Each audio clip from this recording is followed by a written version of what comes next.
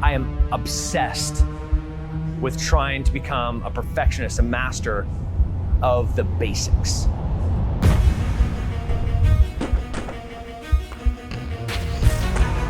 The special operations community, they don't do some high action, fancy stuff. They do the fundamentals well, execute with speed, surprise, and violence at a very, very high level. That's how it works. Like, you walk through these doors, we don't care who you are or where you came from. We care about what you're gonna leave as. First thing you have to do is take a step in trying to live without fear. That's what this is. To live without fear.